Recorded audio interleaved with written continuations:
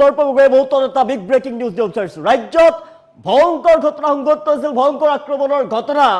1000 টকাৰ বাবে এগৰাকী লোকক হত্যা কৰা হৈছিল, দলবদ্ধ আক্ৰমণৰ বলি হৈ পৰিছিল লোকজন। আৰু নৃশংস এই হত্যাকাণ্ডৰ বৰ্ণনা দিছে এতিয়া অপৰাধীক কৰায়ত্ব কৰিছে আৰক্ষীৰ ফালৰ পৰা। আৰক্ষীৰ সন্মুখত বৰ্ণনা দিছে কেনেদৰে আক্ৰমণ কৰা হৈছিল দলবদ্ধভাৱে লোকজনক, আৰু কেনেদৰে আক্ৰমণ কৰি হত্যা কৰা হৈছিল লোকজনক। জনাইছো বিগ ব্ৰেকিং জনাইছো ইছমাইল হুছেইন নামৰ লোকজনক কেনেদৰে হত্যা কৰা হৈছিল, ইছমাইল হুছেইনৰ সৈতে কেনেদৰে সংঘটিত কৰিছিল ভয়ংকৰ কাণ্ড, তাৰ বৰ্ণনা দিছে অভিযুক্ত নজৰুল ইছলাম আৰু ৰকিবুল ইছলামে। বৰ্ণনা দিছে কেনেদৰে হত্যা কৰা হৈছিল সেই লোকজনক। অভিযুক্তৰ লগত হত্যাকাণ্ডৰ স্কিন ক্ৰিয়েশ্যন কৰিছে কলগাছিয়া আৰক্ষীৰ ফালৰ পৰা। 1000 টকাৰ বাবে হত্যা কৰা হৈছিল ঘোঁৰাবৰা গাঁৱৰ ইছমাইল হুছেইনক। আৰু একজনত সংঘটিত হৈছিল ভয়ংকৰ কাণ্ডই জোকাৰি গৈছে সমগ্ৰ ৰাজ্য। এক জুনত মাত্ৰ 1000 টকাৰ বাবে এগৰাকী লোকক আক্ৰমণ কৰা হৈছিল, দলবদ্ধ আক্ৰমণত চিকিৎসাধীন অৱস্থাতে মৃত্যু ঘটিছিল ইছমাইল হুছেইন নামৰ লোকজন। ইছমাইল হুছেইনৰ সৈতে ভয়ংকৰ কাণ্ড সংঘটিত হৈছিল। মূল অভিযুক্ত বৰকত আলী মণ্ডল, নজৰুল ইছলাম আৰু ৰকিবুল ইছলামক বৰ্তমান কৰায়ত্ব কৰিছে, গ্ৰেপ্তাৰ কৰিছে আৰক্ষীয়ে। বৰ্তমানেও পলাতক অৱস্থাত আছে কেইবাজনো অভিযুক্ত। আৰু সমগ্ৰ ঘটনাৰ বৰ্ণনা কৰিছে অপৰাধীয়ে। দোষীৰ কঠোৰ শাস্তিৰ দাবী জনাইছে ৰাইজে। তীব্ৰ প্ৰতিবাদী কাৰ্যসূচী ৰূপায়ণ কৰিছে। দোষীয়ে কঠোৰৰ পৰা কঠোৰ শাস্তি পাব লাগে তাৰ প্ৰতিবাদ সাব্যস্ত কৰিছে।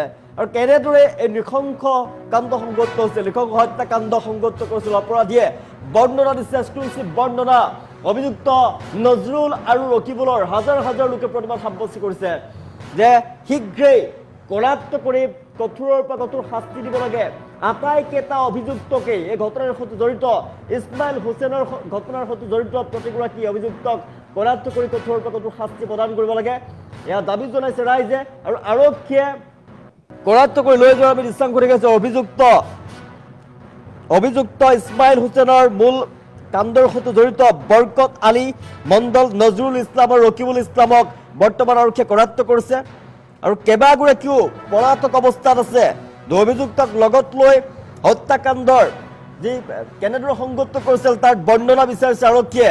মাত্ৰ 1000 টকাৰ বাবে হত্যা কৰা হৈছিল ঘোঁৰাবৰা গাঁৱৰ ইছমাইল হুছেইনক। 1 জুনত সংঘটিত হৈছিল ভয়ংকৰ হত্যাকাণ্ডৰ ঘটনা।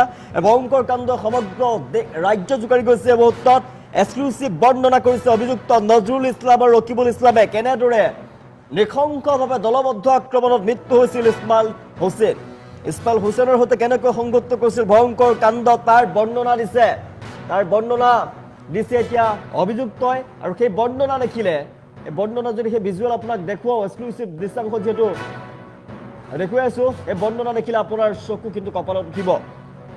ইছমাইল হুছেইনৰ সৈতে ভয়ংকৰ কাণ্ড।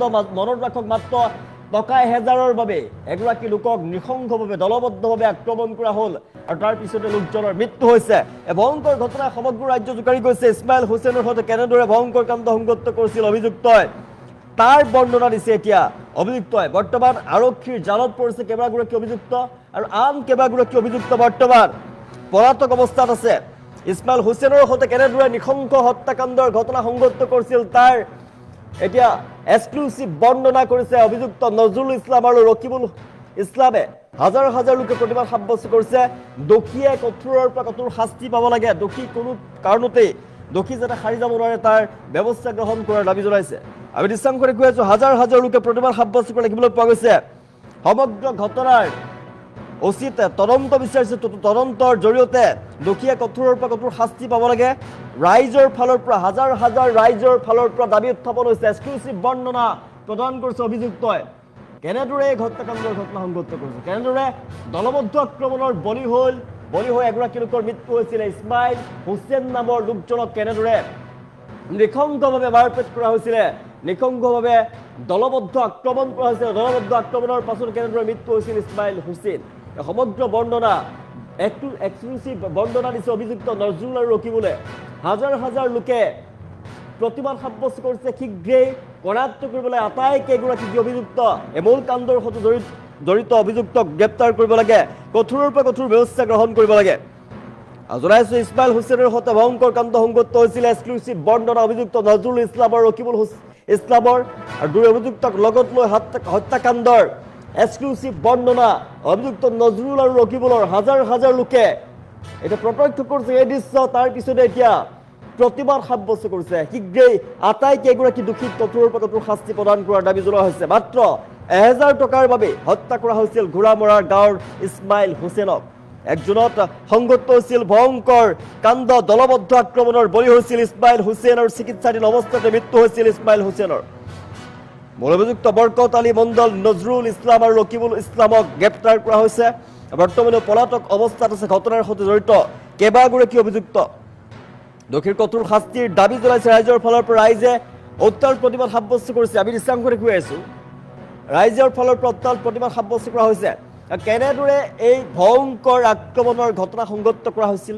কেনেদৰে ইছমাইল হুছেইন নামৰ লোকজনক তেওঁলোকে নৃশংসভাৱে আক্ৰমণ কৰিছিল তাৰ পিছত তেওঁৰ মৃত্যু অৱলকা হৈছিল তাৰ এক্সক্লুচিভ বৰ্ণনা আৰক্ষীৰ সন্মুখত দিছে এই অভিযুক্তই আমি নিশ্চয় কৈ আছো এই মূল অভিযুক্তই সমগ্ৰ ঘটনাৰ বৰ্ণনা দিছে যি বৰ্ণনা শুনাৰ পিছতে আৰক্ষীৰ গাৰ নোম শিয়ৰি গৈছে আপোনাৰো গাৰ নোম শিয়ৰিত হৈ উঠিব নৃশংস হত্যাকাণ্ডৰ ঘটনা মানৱ সমাজত ভয়ংকৰ ঘটনা সংঘটিত হৈছে নৃশংস হত্যাকাণ্ডৰ ঘটনা এগৰাকী লোকক মাত্ৰ অমানৱীয় ঘটনা 1000 টকাৰ বাবে লোকজনক হত্যা কৰা হ'ল 1000 টকাৰ বাবে দলবদ্ধ আক্ৰমণৰ বলি হ'ল ইছমাইল হুছেইন আৰু ইছমাইল হুছেইনৰ পিছত হাস্পতালত চিকিৎসাধীন অৱস্থাত তেওঁৰ মৃত্যু হয় আৰু এতিয়া ইছমাইল হুছেইনে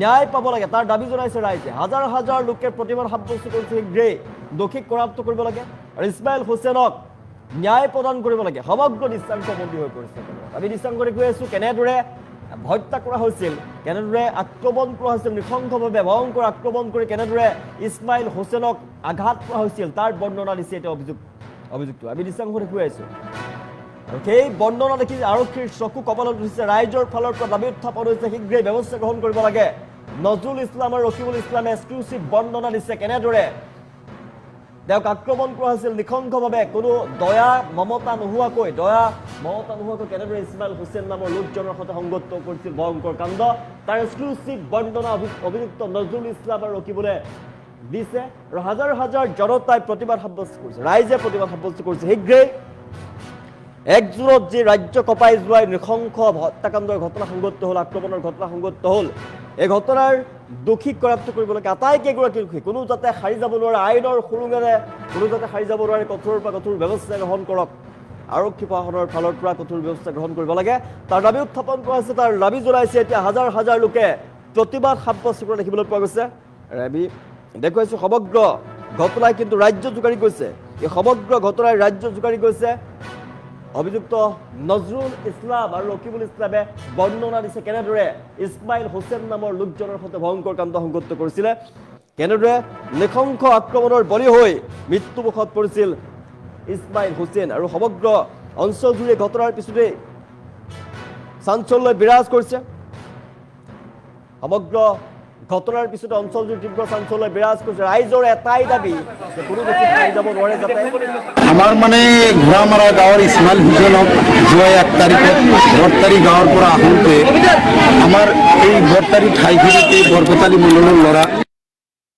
ল'ৰা দুটা আৰু তাৰ ভাতিজা সিহঁতে মানে আগৰ পৰাই পৰিকল্পনা কিবা পৰামৰ্শ কৰি ইছমাইল হুছেইনক চোকা অস্ত্ৰেৰে কোবাই হত্যা কৰিছে হিয়াৰ আজি আমাৰ প্ৰশাসনে অনেক পৰিশ্ৰম কৰি আসামীকেইটা কৰায়ত্ব কৰিছে আৰু আজি আমাৰ দম হৈ গ'ল কেনেকৈ ইছমাইলক হত্যা কৰিছে কি সেয়ে আমি সকলো ৰাইজে এই প্ৰশাসনৰ ওপৰত এটাই দাবী যে ইছমাইল হুছেইনক হত্যা কৰা যিবোৰ আসামী আছে যিকেইটা কৰায়ত্ব কৰিছে আৰু যিখিনি আসামী কৰায়ত্ব কৰিবলৈ আছে অতি সোনকালে সিহঁতক যাতে কৰায়ত্ব কৰি সিহঁতক উচিত শাস্তি দিয়ে এইখিনিয়ে আমাৰ ৰাইজৰ তৰফৰ পৰা এই সমূহ অঞ্চলৰ মানুহৰ এটাই আবেদন যাতে এই ইছমাইলক হত্যা কৰা আসামী সকলোখিনি কৰায়ত্ব কৰি সিহঁতক উপযুক্ত সাজা দিয়ে এইটো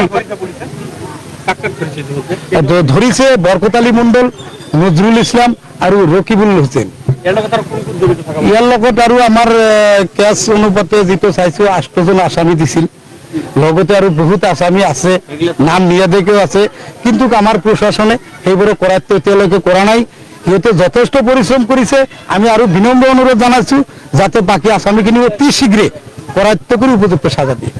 যোৱা 1 তাৰিখে আমাৰ এইখন ঘোঁৰামাৰা গাঁৱৰে এগৰাকী যুৱক নাম হৈছে ইছমাইল হুছেইন। তেখেতে বৰতাৰী বজাৰৰ পৰা সন্ধিয়া আনুমানিক 7 মান বজাত ঘৰ অভিমুখে আহি থকা অৱস্থাত বাইকেৰে কিছুমান দুষ্ট চক্ৰই তেখেতক চোকা অস্ত্ৰৰে আঘাত কৰিছে। তাৰ ফলত তেখেতে পিছদিনা ৰাতিপুৱাৰ ভাগতে তেখেতৰ মৃত্যু হৈছে। বিশেষকৈ ক'ব গ'লে কলগাছিয়া আৰক্ষী থানাৰ পৰা ইতিমধ্যে যিগৰাকী অভিযুক্ত আছিল তেখেতসকলক কৰায়ত্ব কৰিছে, প্ৰায় 3জনকৈ অভিযুক্তক কৰায়ত্ব কৰিছে। তাৰপিছত আজি ইয়াতে ডেমো দেখুৱাৰ কাৰণে লৈ আহিছিল, কেনেদৰে আচলতে হত্যাকাণ্ডটো সংঘটিত কৰিছিল সেই ডেমো আজি দেখুৱালে ইয়াতে। এই হত্যাকাণ্ডৰ লগত যিকেইগৰাকী অভিযুক্ত আচলতে জড়িত হৈ আছে, যিকেইগৰাকী ব্যক্তি জড়িত হৈ আছে, সকলোকে য'তে নাথাকক কিয় উলিয়াই আনি আইনমতে যি শাস্তি তেখেতসকলে পাবলগীয়া আছে, ইয়াৰ মাজত যদি থাকে তেতিয়াহ'লে দিব লাগে, যদি যাৱজ্জীৱন কাৰাদণ্ড থাকে তেতিয়াহ'লে যাৱজ্জীৱন কাৰাদণ্ড দিব লাগে। আৰু বিশেষকৈ যদি মই এটা কথা ক'বলৈ যাওঁ, যি ইছমাইল হুছেইন যিগৰাকী ব্যক্তি আছে তেখেতৰ প্ৰায় 3জন সন্তান আছে, তাৰ ভিতৰত 2জন আমি শুনা মতে 2জনে বিদ্যালয়ত লিখা পঢ়া কৰি আছে। এতিয়া তেখেতৰ ঘৰত উপাৰ্জন কৰাৰ কোনো ধৰণৰ মানুহ নাই, এজনে মানুহ আছিল তেখেতৰ ঘৰত উপাৰ্জন কৰাৰ কাৰণে, তেখেতে আছিল ইছমাইল হুছেইনে। এতিয়া তেখেতে যিহেতু নাই, তেতিয়া পৰিয়ালখন কোনে পোহপাল দিব? আমাৰ অসমৰ মুখ্যমন্ত্ৰী ডক্টৰ হিমন্ত বিশ্ব শৰ্মা ডাঙৰীয়ালৈ আহ্বান জনাইছো, লগতে আমাৰ স্থানীয় বিধায়কো আছে, তেখেতসকলক আমি আহ্বান জনাইছো এই পৰিয়ালৰ যি দুগৰাকী সন্তান আছে, সন্তানৰ যাতে লিখা পঢ়াৰ ক্ষেত্ৰত কোনো ধৰণৰ কিবা এটা যাতে দায়িত্ব লয়, এইখিনি মই আহ্বান জনাইছো। আৰু এই কেছটো যাতে অতি আচলতে দ্ৰুতভাৱে শেষ কৰি দিয়ে আৰু যিকেইগৰাকী আচলতে অভিযুক্ত আছে তেখেতসকলক যাতে উচিত শাস্তি দিয়ে, এইখিনি আমি দাবী জনাইছো। যোৱা 1 তাৰিখে আমাৰ এইখন ঘোঁৰামাৰা